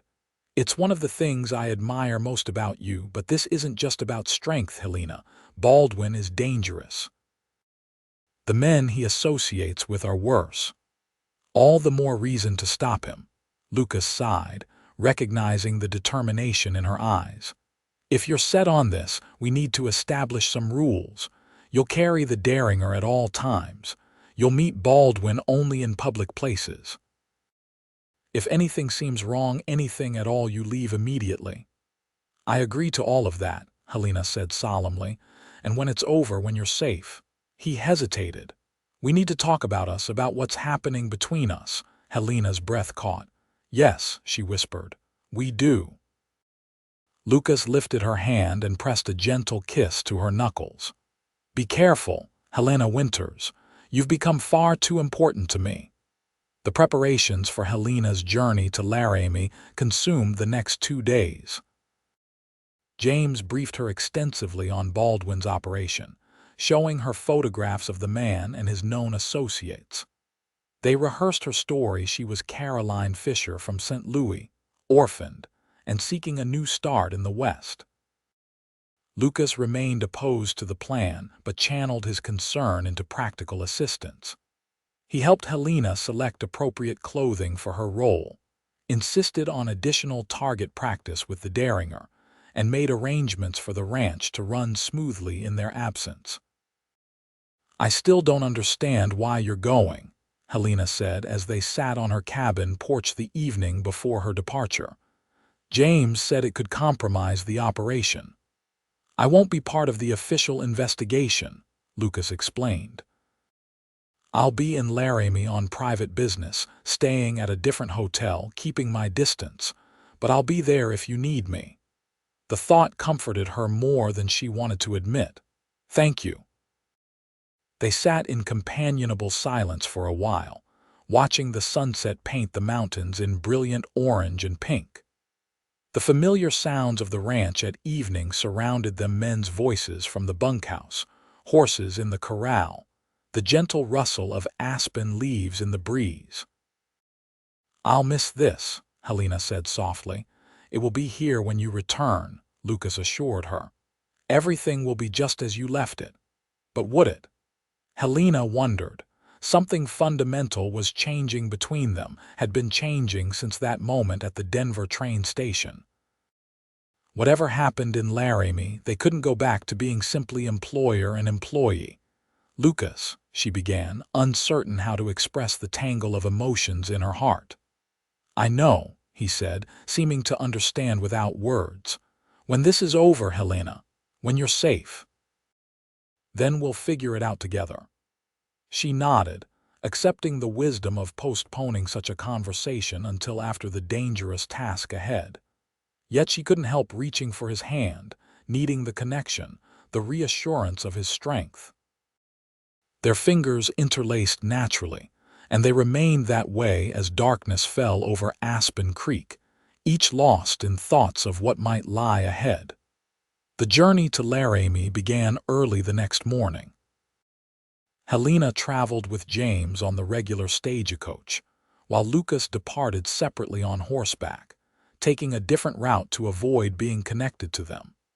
By the time Helena and James arrived in Laramie 2 days later, she was exhausted from the jolting coach and anxious about the task ahead. The Wyoming town was larger than Gunnison, its streets busier with cowboys, miners, and railroad workers. "William has secured you a room at the Laramie Hotel," James explained as they climbed down from the stage. It's respectable but not too expensive for Caroline Fisher's supposed means. Helena nodded, smoothing her travel-wrinkled skirts. For this journey, she'd worn one of her old Denver dresses, appropriately modest but showing signs of where that suited her cover story. Baldwin's new establishment is called the Silver Slipper, James continued as they walked toward the hotel. It's about 2 blocks from here. His letter instructed Miss Fisher to come directly there upon arrival. Then that's what I'll do, Helena said with more confidence than she felt, after I freshen up from the journey. The Laramie Hotel was modest but clean, its lobby filled with traveling businessmen and a few respectable-looking women. William Foster met them there, a stocky man with kind eyes that belied his formidable appearance. Everything's arranged, he told them quietly as they checked in. U.S. Marshal Davies has men watching the Silver Slipper. Baldwin arrived yesterday with 3 women and 4 guards. Has he seen you? James asked. No, I've kept my distance, but I can confirm it's definitely him. James nodded, satisfied. Good. Helena will make contact this afternoon. We need visual confirmation that he's running the same scheme, preferably some documentation if possible. I understand, Helena said, accepting the room key from the clerk. What time should I go to the Silver Slipper? Around 4, William suggested. That's when the letter specified. We'll be nearby. I'll be across the street at the barber shop, James at the saloon next door. And Lucas? Helena couldn't help asking. The men exchanged glances. He arrived this morning, James admitted. He's staying at the Western Union Hotel under the name Luke Richards, posing as a cattle buyer. Relief flooded through Helena. Knowing Lucas was in town, even at a distance, gave her courage. Get some rest, William advised. The marshal will want to meet with you this evening after you've made contact with Baldwin. In her hotel room, Helena washed away the dust of travel and changed into her rose-colored dress from the barn dance. It was prettier than Caroline Fisher might own, but Helena wanted to make a positive impression on Baldwin to appear desirable for his business while maintaining respectability. At precisely 4 o'clock, she entered the Silver Slipper. Despite its name, the establishment was clearly a saloon, with a long bar along one wall and tables scattered throughout. At this early hour, only a few customers nursed drinks in the corners. Behind the bar, a man polished glasses while keeping a watchful eye on the room. "Excuse me," Helena said, approaching the bar with a carefully practiced hesitancy. "I'm looking for Mr. Baldwin. My name is Caroline Fisher. He's expecting me." The bartender's eyes narrowed slightly as he assessed her. "Wait here," he said after a moment. He disappeared through a door behind the bar, returning moments later. "This way, miss." Helena followed him through the door into a well-appointed office. Behind a large desk sat Thomas Baldwin, a heavy-set man in his 40s with thinning hair and cold eyes that didn't match his welcoming smile.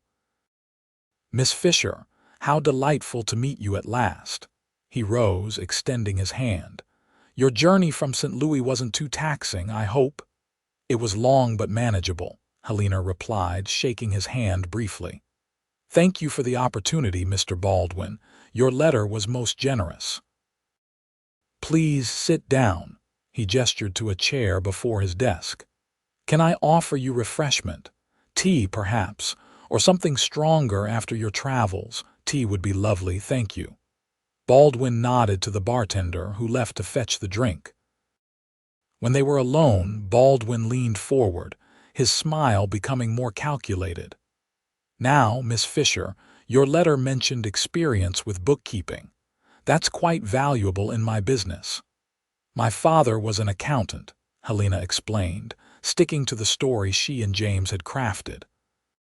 "He taught me his methods before he passed." "Excellent. And you understand that the position involves more than just keeping books. As I mentioned in my letter, I'm seeking a wife who can also assist with business matters. Yes, of course. Helena lowered her eyes modestly. I'm prepared to fulfill all aspects of the position. Baldwin studied her for a moment, his gaze making her skin crawl. You're more refined than I expected from your letter. Education, my mother insisted on it. She was from a good family before marrying my father. I see. He leaned back, apparently satisfied. Well, Miss Fisher, I believe you'll be perfect for what I have in mind. The marriage, of course, would take place after a suitable period of acquaintance. The way he said the word left no doubt about what kind of acquaintance he meant. Helena forced herself to maintain her composure. That seems reasonable, she said. May I ask about the accommodation arrangements until then? Of course.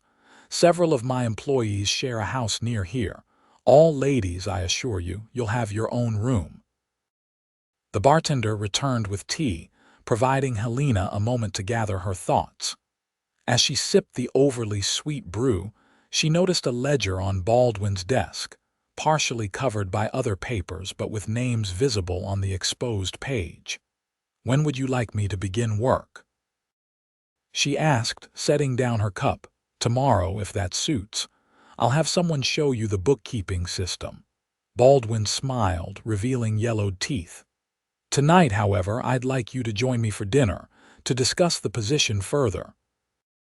Helena recognized the invitation for what it was the first step in Baldwin's true scheme. I'd be honored, she said, forcing enthusiasm into her voice. What time shall I return? 7 o'clock. We'll dine in my private rooms upstairs. He gestured toward a separate door. Much more comfortable than a public restaurant. How thoughtful. Helena rose, knowing she had the confirmation the Pinkertons needed. Until this evening, then. One of my men will escort you back to your hotel, Baldwin said, rising as well. Laramie can be dangerous for a lady alone. That's very kind, but I can manage. It's only a short walk. Baldwin's expression hardened slightly. I insist. Laramie has certain unsavory elements. Understanding that refusal might raise suspicion, Helena acquiesced. Very well, thank you for your consideration. The escort proved to be a burly man with a perpetual scowl who walked silently beside Helena back to her hotel. She thanked him politely at the entrance, then hurried inside, relieved to see James waiting casually in the lobby. Well, he asked quietly as they climbed the stairs to her room. It's him, she confirmed. Same scheme as before. He mentioned other ladies already working for him living in a house nearby, and he invited me to a private dinner tonight in his rooms above the saloon. James's expression darkened. You're not going? Of course not. But I saw a ledger on his desk with names. If we could get access to that. Leave that to us. You've done your part, Helena. The marshal can make the arrest based on your identification and statement. In her room, Helena provided a detailed account of her meeting with Baldwin, which James noted carefully. As they finished, a knock at the door revealed William Foster. Marshal Davies is ready to meet with you, he said. His office is just down the street.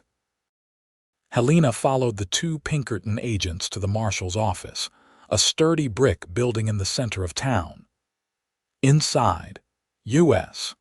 Marshal Robert Davies, a weathered man with steel gray hair and a no-nonsense demeanor, listened attentively to her account. You're certain it's the same Thomas Baldwin from the Silverton operation? He asked when she'd finished. Absolutely, Helena confirmed. He matches the photograph perfectly, and he's using identical language to what was in my original letter. Good enough for me. Davies nodded to his deputy. We'll arrest him tonight before this supposed dinner. Miss Winters, you'll need to remain in Laramie until the preliminary hearing, likely day after tomorrow. I understand. As they left the marshal's office, Helena spotted a familiar figure across the street. Lucas, dressed as a cattleman, apparently engrossed in conversation with a store owner. Though he didn't acknowledge them, she knew he was watching, ensuring her safety even from a distance. The arrest occurred without incident that evening. From her hotel window, Helena watched as Marshal Davies and several deputies entered the Silver Slipper. Less than an hour later, they emerged with Baldwin and 3 other men in handcuffs. James came to her room afterward with the news. Baldwin's in custody, along with his main associates. The marshal found the ledger you mentioned. It contains names of at least 20 women recruited under false pretenses over the past year. And the women currently working for him, being questioned. Most were victims themselves who had no means of escape. They'll be offered assistance to return home or find legitimate employment. Relief washed over Helena. So it's over. Thanks to you, James said sincerely. Your testimony at the preliminary hearing should ensure Baldwin remains in custody until trial. When will that be? The hearing is set for the day after tomorrow.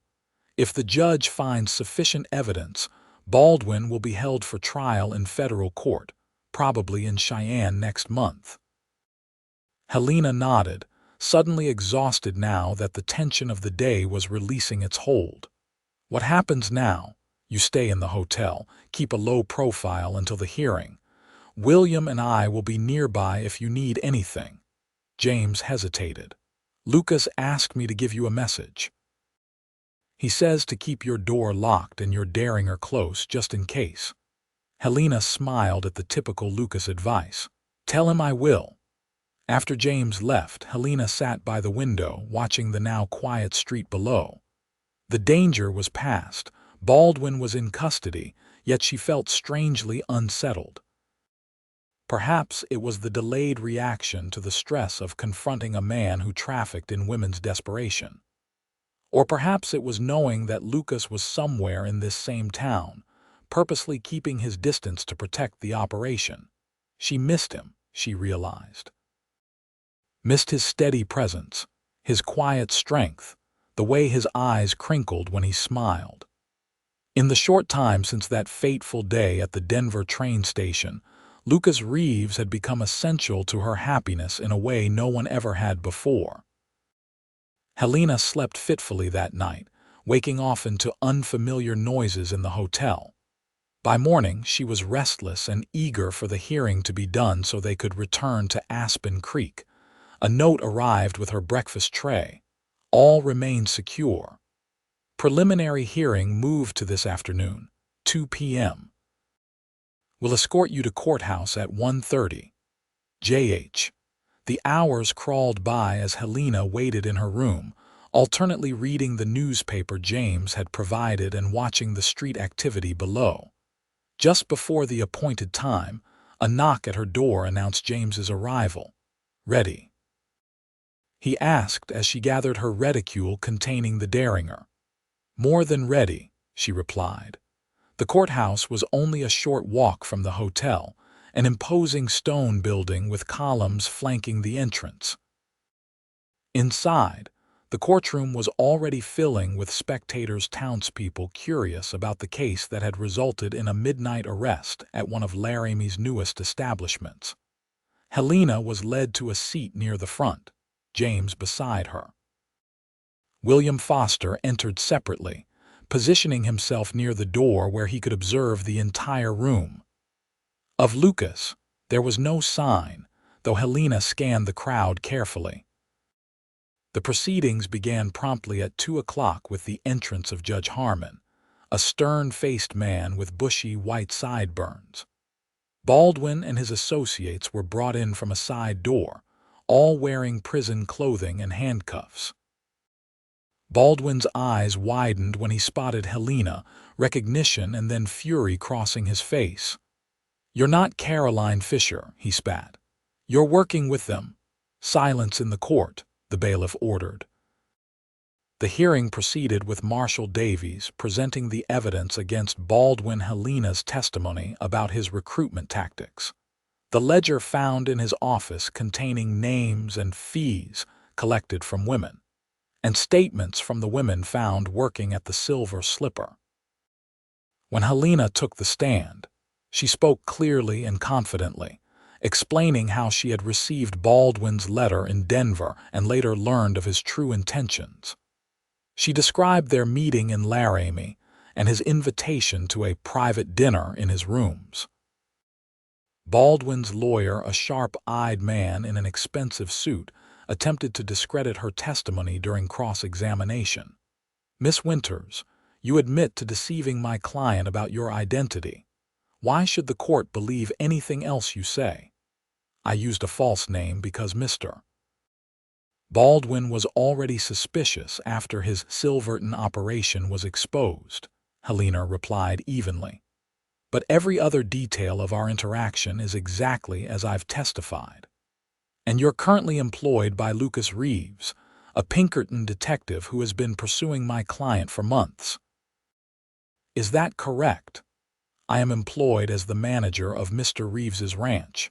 My involvement in this case was at the request of the Pinkerton agency, not Mr. Reeves." The questioning continued, but Helena maintained her composure, answering truthfully while avoiding any mention of her personal feelings for Lucas. When the evidence was complete, Judge Harmon took only minutes to reach his decision. "There is more than sufficient evidence to bind the defendants over for trial. They will be held without bail until the federal court convenes next month in Cheyenne." As Baldwin was led away, he turned to glare at Helena.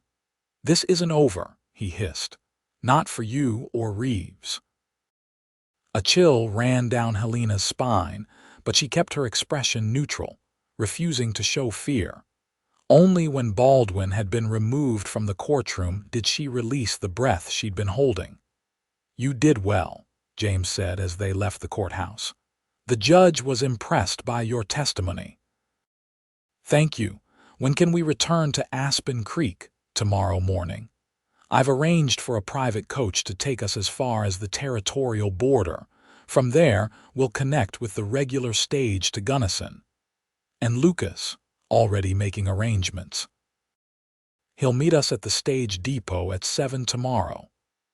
That evening, Helena packed her few belongings, eager to leave Laramie and the unpleasantness of the Baldwin case behind.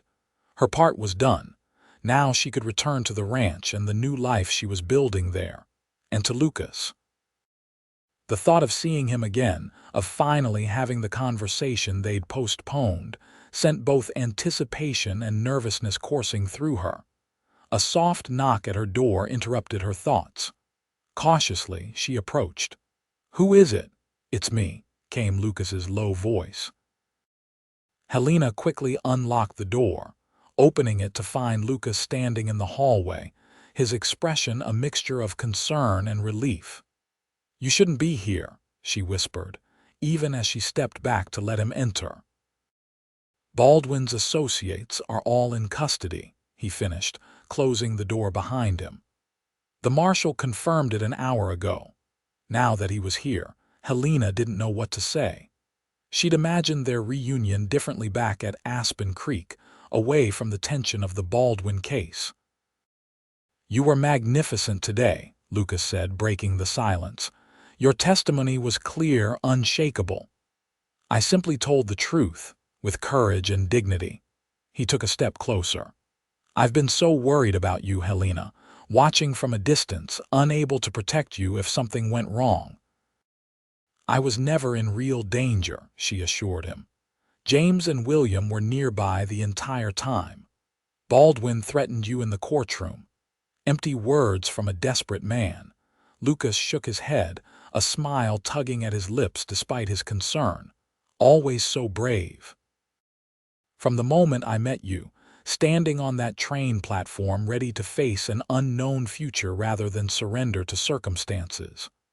"Not brave," Helena corrected softly. "Just stubborn, as you once observed." They were standing close now, close enough that Helena could see the gold flecks in his hazel eyes, the tiny scar near his chin, the way his pulse beat visibly at his throat. "We agreed to talk when this was over," Lucas said, his voice dropping lower. About what's happening between us. Helena nodded, suddenly finding it difficult to breathe. Yes. I'm not good with words, Helena, not like you, but I need you to know that somewhere between Denver and now you've become essential to me. He reached out slowly, giving her time to step away if she wished, and took her hand in his. Not as my ranch manager. As the woman I've come to care for more than I thought possible. Joy bloomed in Helena's chest, warming her from within. I've come to care for you too, Lucas, very much. His fingers tightened around hers. When Baldwin threatened you today, all I could think was that I might lose you before I ever told you how I feel. Before I asked if you might consider a future with me that goes beyond our current arrangement. A future, Helena repeated, savoring the word. What kind of future did you have in mind? Lucas lifted his free hand to her cheek, his touch gentle as a whisper. One where you're by my side as my partner in every sense. My wife, if you do me the honor. Helena's heart soared. Are you proposing, Lucas Reeves? Not very well, apparently, he said with a self-deprecating smile.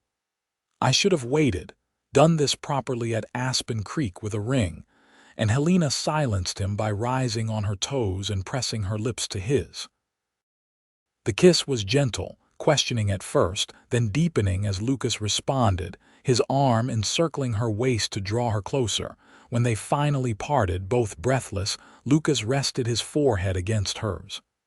Is that a yes? Yes, Helena whispered. 1,000 times yes. He kissed her again, more confidently this time, his hand spanning her waist as hers moved to his shoulders. In his embrace, Helena found a sense of rightness, of belonging that she'd never experienced before. I love you, Helena Winters, Lucas murmured against her lips. Have since that day at the train station, though I didn't recognize it then. I love you too, she replied, the words feeling natural, inevitable. Though I tried very hard not to, given our arrangement. Lucas chuckled, the sound vibrating through her. We'll need a new arrangement now. I can't very well have my wife living in the foreman's cabin. Your wife, Helena repeated, liking how the words sounded. That will require some adjustments to the ranch operations. Worth every one, he assured her, pressing a kiss to her forehead. We'll figure it out together. Partners, remember? They stood in each other's arms for several minutes, savoring the moment and the promise of the future stretching before them. Finally, reluctantly, Lucas stepped back. I should go. It's late, and we have an early start tomorrow. Helena nodded, though she was loath to see him leave. Tomorrow. At the door, he paused. When we get home, I want to do this properly, with a ring and perhaps not immediately after escaping a dangerous criminal. I don't need proper, Helena assured him. I just need you. One more kiss, and then he was gone, leaving Helena to sink onto the edge of her bed, fingers touching her lips in wonder. From the brink of disaster at that Denver train station, to the promise of love and partnership with a man who valued her strength and intelligence, her life had transformed in ways she could never have imagined. Tomorrow, they would begin the journey home to Aspen Creek, together. The return journey to Aspen Creek passed in a blur of happiness for Helena. Though Lucas maintained a professional distance in public, his eyes constantly sought hers, conveying the love and commitment they'd expressed in her hotel room. By the time they reached Gunnison, news of Baldwin's arrest had already spread through telegraph messages to the local marshal. Lucas was greeted as something of a hero at the stage depot, though he deflected praise to Helena and the Pinkerton agency. Miss Winters is the true hero, he told the small crowd that gathered. Her courage made Baldwin's arrest possible. Helena blushed at the attention but accepted the townspeople's congratulations gracefully. Mrs. Porter from the church approached to clasp her hands warmly. We're still expecting you at Ladies' Aid on Wednesday, she said with a twinkle in her eye. Though I suspect You'll have news to share by then." Lucas arranged for a ranch wagon to meet them, and they bid farewell to James, who was continuing to Denver to file his report with the Pinkerton office. As they left town, Lucas finally reached for Helena's hand, interlacing their fingers on the seat between them. "Home," he said simply, nodding toward the mountains that hid Aspen Creek from view. "Home," she agreed, the word filled with new meaning. The ranch hands greeted their return with enthusiasm, gathering around the wagon as Lucas helped Helena down. Cookie stepped forward, his weathered face split in a wide grin. "Welcome back, boss, Miss Winters. Everything's just as you left it." "Thank you, Cookie," Lucas replied. "We appreciate you holding down the fort." Helena noticed the men exchanging curious glances at Lucas's hand resting at the small of her back, but no one commented. There would be time for announcements later. That evening, after Helena had unpacked and rested from the journey, Lucas appeared at her cabin door with a small box in his hand. "I mentioned wanting to do this properly," he said as she invited him in. "Though I'm afraid properly would involve waiting, and I find I'm not a patient man where you're concerned." Helena's heart quickened as he took her hand, leading her to sit beside him on the small sofa. "Helena Winters," he began, his voice steady despite the emotion in his eyes. "When I saw you about to board that train in Denver, I thought I was simply doing my job preventing another woman from falling into Baldwin's trap. I had no idea I was actually finding the other half of my heart." He opened the small box to reveal a delicate gold band set with a perfect sapphire surrounded by tiny diamonds. "This was my mother's. My father gave it to me before he died, said I should save it for the woman who made me feel the way my mother made him feel. That woman is you, Helena." Tears blurred Helena's vision as Lucas removed the ring from its box and held it poised at her finger. "I'm asking you properly this time to be my wife, to build a life with me here at Aspen Creek, to be my partner in all things." "Yes," Helena whispered, her voice catching. "Yes, Lucas Reeves, I will marry you." He slipped the ring onto her finger, a perfect fit, as if it had been made for her, and then pulled her into his arms, sealing their engagement with a kiss that promised a lifetime of love and companionship. News of their engagement spread quickly through the ranch, and then to Gunnison. Helena's appearance at the Ladies' Aid meeting that Wednesday created quite a stir, with the women gathering around to admire her ring and hear the story of how Lucas had proposed. "After saving you from a notorious criminal," Mrs. Shepherd exclaimed. "It's like something from a novel." Helena smiled, not correcting the slightly exaggerated version of events that had circulated. The truth that they had fallen in love gradually, through shared work and mutual respect, seemed just as romantic to her, if less dramatic. The following weeks passed in a whirlwind of wedding preparations alongside ranch work. Helena continued managing the accounts and correspondence, but now she and Lucas also spent evenings planning their future together. They decided to marry in August, giving them time to prepare the main house, which would become their shared home. "The foreman's cabin won't go to waste," Lucas assured her as they discussed the changes. "Miguel has been asking for better accommodation for his family. His wife and children can join him here once we've moved your things to the main house." Helena had worried briefly about the transition from employee to wife, concerned that the ranch hands might no longer respect her authority in business matters. But Lucas made it clear to everyone that their partnership extended to ranch management. Miss Winters, soon to be Mrs. Reeves, will continue overseeing the books and business correspondence, he announced at dinner one evening. "Her expertise has already increased our profits substantially. This will be a true partnership in every sense." The men nodded their acceptance, Miguel speaking for all of them. We never doubted it, boss. Miss Helena has proven herself many times over. The wedding took place on a perfect August day, with wildflowers in full bloom across the valley and the aspens beginning to hint at their autumn gold. The ceremony was held on the ranch, beneath the aspen grove that gave the property its name.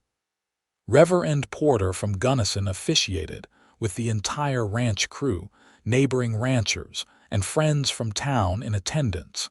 Helena wore a gown of ivory silk that Mrs. Abernathy had created especially for the occasion, simple but elegant, adorned with delicate lace at the collar and cuffs.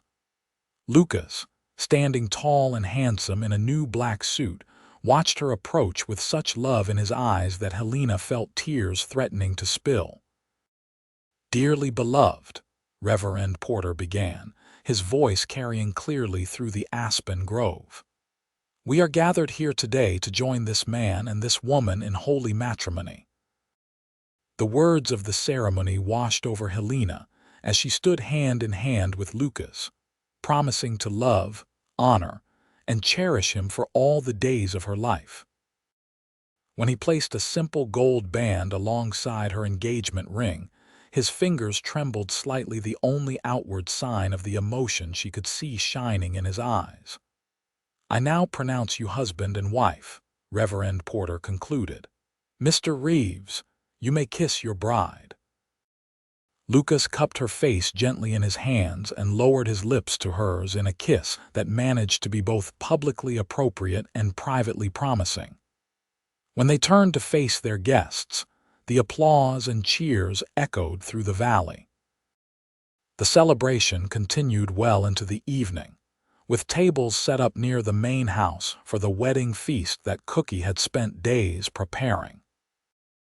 There was dancing to fiddle music provided by Tom Harker, and some musically inclined neighbors, speeches and toasts, and more genuine well-wishes than Helena had ever experienced in Denver society. As the sun began to set, casting golden light through the aspen leaves, Lucas led Helena away from the festivities to a quiet spot overlooking the valley. "Happy, Mrs. Reeves?" he asked, his arm around her waist. "Completely," she replied, leaning into his embrace. "Though I'm still getting used to the name. You could keep Winters for business matters if you prefer," he offered. "I know some women do that now." Helena shook her head. "No, I'm proud to be Helena Reeves in all aspects of my life." She turned in his arms to face him. "Thank you for saving me from that train, Lucas." "Thank you for being brave enough to trust a stranger," he countered, pressing a kiss to her forehead. "For bringing organization to my chaotic records and love to my life." As darkness fell and the celebration continued behind them, Helena and Lucas stood together, watching the first stars appear above their home. The future stretched before them, a partnership built on respect, strengthened by shared purpose, and blessed with a love neither had expected to find. "We should go back," Helena said eventually. "Our guests will wonder where we've disappeared to." Lucas smiled, the dimple in his right cheek appearing. "Let them wonder. I'm not quite ready to share my wife with the world just yet." He kissed her again, a kiss full of promise for the night ahead and all the days to follow. As they walked hand in hand back toward the lights and music of their wedding celebration, Helena's heart overflowed with gratitude for the twist of fate that had brought them together. The cowboy had caught her boarding a train and offered her a choice. In choosing to stay, she had found not just survival, but love, partnership, and a home that was truly her own. Epilogue. 3 years later, Helena Reeves stood on the porch of the main house, watching the afternoon sun filter through the aspen leaves. 3 years of marriage had brought changes to Aspen Creek, a new bunkhouse, expanded cattle herds, and improved breeding stock that commanded premium prices throughout the West. But the most significant change rested in her arms, 2-month-old Sarah Helena Reeves. Named for both grandmothers she would never meet, but whose legacy lived on in the ranch, and the family that now called it home. "There are my girls," Lucas said, climbing the porch steps after a day checking the north pasture. He removed his hat and kissed Helena gently before peering at their sleeping daughter. "Has she been good today?" "Perfect," Helena replied. Though she insisted on being held through most of my correspondence with the Chicago buyers, Lucas chuckled. "Already learning the business, aren't you, little one?" He stroked a gentle finger down the baby's soft cheek. "Just like your mother." Helena leaned against her husband's solid strength, gratitude washing over her as it often did in quiet moments like this. "I received a letter from James today. Baldwin's appeal was denied. He'll serve his full 20-year sentence." Lucas's arm tightened around her. "Good. One less predator in the world." The Baldwin case had followed them into their marriage, with Lucas testifying at the trial in Cheyenne shortly after their wedding. Baldwin had been convicted on multiple counts of fraud and exploitation, his operation permanently dismantled. Though Helena hadn't needed to testify at the trial, she had provided a written statement that the prosecutor had called compelling and crucial to securing the conviction. James also mentioned that the Pinkerton Agency is establishing a women's division, Helena continued. "Apparently, our case demonstrated the value of female operatives in certain situations." "Progress," Lucas observed, "slow but steady." In the 3 years since their marriage, Helena had continued managing the ranch accounts while also expanding her role to include breeding record analysis and marketing strategies. Under their joint management, Aspen Creek had nearly doubled its profits, allowing them to purchase adjacent land and implement innovative breeding techniques. Lucas had resigned from the Pinkerton Agency after Baldwin's conviction, choosing to focus entirely on the ranch and his growing family. Though he occasionally assisted the local marshal with particularly difficult cases, his days as an undercover detective were behind him. "Cookie says dinner will be ready in an hour," Helena said as Sarah began to stir in her arms. "And Miguel's oldest boy rode in from school with excellent marks in mathematics. I told him you'd want to see his work." Lucas smiled. "You were right to suggest we contribute to the school building fund. Having education so close to the ranch has been a blessing for our hands and their families." The small schoolhouse, built just 5 miles from Aspen Creek, with contributions from several local ranches, had opened the previous year. Helena occasionally taught lessons in bookkeeping and business correspondence to the older students, passing on the skills that had helped her build her new life. Sarah began to fuss, tiny fists waving in the air. "Someone's hungry," Helena observed. "I'll feed her before dinner." Lucas followed his wife and daughter inside, his expression softening as Helena settled in the rocking chair by the window to nurse their child.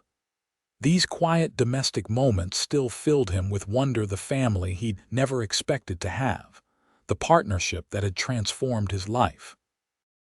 "I was thinking," he said, sitting across from them, "about expanding the orchard next spring. The apple trees my father planted are producing well, and there's good money in fruit if we can solve the transportation challenges." Helena nodded thoughtfully. "The railroad is expanding its refrigerated car service. We could coordinate shipments with the Shepherds if they're interested in similar diversification." This was how they worked best, ideas flowing between them, each building on the other's thoughts, creating something stronger together than either could alone. Later that evening, after Sarah had been settled in her cradle and the house had grown quiet, Lucas and Helena sat together on the porch swing, watching the stars emerge above their valley. "You ever think about it?" Lucas asked softly. "How differently things might have turned out if you'd boarded that train to Silverton?" Helena rested her head against his shoulder. Sometimes. But then I look at everything we've built together, at Sarah sleeping inside, and I know I'm exactly where I'm meant to be. Lucas pressed a kiss to her hair. The best decision I ever made was running after you on that platform. And the best decision I ever made was listening to a cowboy who said I didn't have to marry a stranger to survive. Helena tilted her face up to his. Though I did end up marrying you anyway. Fate has a sense of humor, Lucas agreed, lowering his lips to hers. As they kissed beneath the starlit sky, the aspen leaves rustling softly around them, Helena Reeves knew with absolute certainty that some journeys didn't require a train, only the courage to step off the platform and trust in the promise of an unexpected path.